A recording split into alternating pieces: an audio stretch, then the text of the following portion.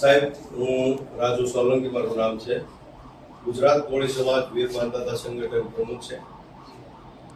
અહીંયા જે આગેવાનો આવ્યા છે સમગ્ર ગુજરાતની અંદરથી કોળી અને ઠાકોર સમાજના આગેવાનો છે.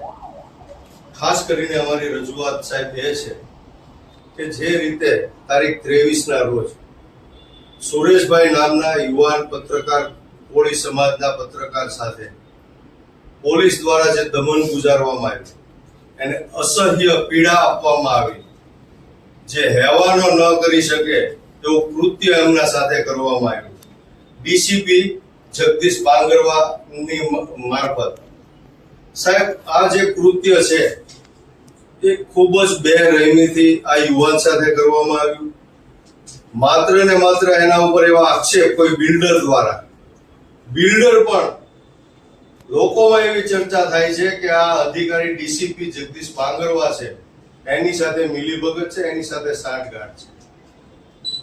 આ સુરેશ નામનો યુવાન છે એ અવારનવાર જ્યાં જ્યાં ખોટું થતું હોય, કાળા ધંધાઓ થતા હોય, કાળા કામો થતા હોય, ત્યાં આગળ જઈ એ વિડીયો બનાવી એનું શૂટ કરી અને એને ઉજાગર કરે, એને વાયરલ કરે કે એના ઉપર એક્શન કેમ નથી લેવાતા.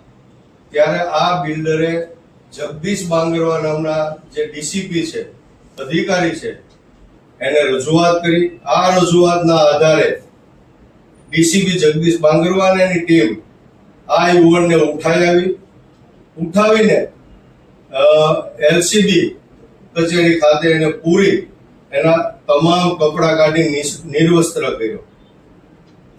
ત્યારબાદ એને ઊંધા માથે સાહેબ લટકાડ્યો, પાઇપ સાથે લટકાડી અને એને ધોકા અને પટ્ટા વડે મારવામાં આવ્યો. માર્યા પછી આનાથી એને સંતોષ ન થયો હોય, જે અતિ વિકૃત માનસિકતા ધરાવતો આ વ્યક્તિ છે, એણે પેટ્રોલ મગાવી. અત્યારે આ દેશની અંદર, ગુજરાતની અંદર પેટ્રોલની અછત છે. પોલીસ અધિકારી તરીકે આ પેટ્રોલ ક્યાંથી આવ્યું, કેવી રીતે આવ્યું, કોણે આપ્યું, એની પણ તપાસ થવી જોઈએ. આ અધિકારીએ, ડીસીપી જગદીશ બાંગરવાએ આ યુવાનને ઊંધા માથે લટકાડી, પગમાં દોરડા અને ધોકા બાંધી અને આતંકવાદીની સાથે જે વર્તન ન થાય, આતંકવાદીની સાથે જે કૃત્ય ન થાય એવું 3rd ડિગ્રીનું ટોર્ચર આ યુવાનને આપી એના ગુપ્તાંગમાં, એના પ્રાઇવેટ પાર્ટમાં પેટ્રોલ નાખવામાં આવ્યું. હદ તો ત્યારે વટાવી દીધી કે એક ફેરી એને ઉપર ચડાવીને બાંધીને માર્યો, ઉતાર્યો, પેટ્રોલ નાખ્યું, વળી પાછો થોડી વાર થઈ એટલે પાછો એને ઉપર લટકાવી અને બીજી વાર માર્યો. એટલે મારે એ પૂછવું છે સાહેબ આપને, આપ ચાર્જમાં છો, બરાબર? તો સાહેબ મારે આપને એ પૂછવું છે કે આવા પાવર્સ આ તમારા પોલીસ અધિકારીઓને કોણે આપી દીધા છે?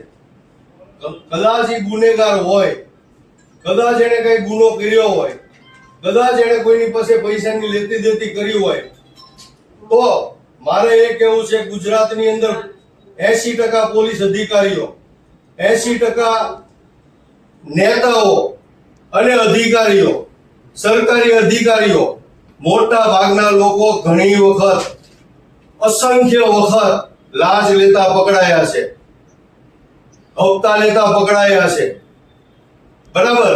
તો એને કેમ આવું એની સાથે કૃત્ય કેમ કરવામાં આવ્યું?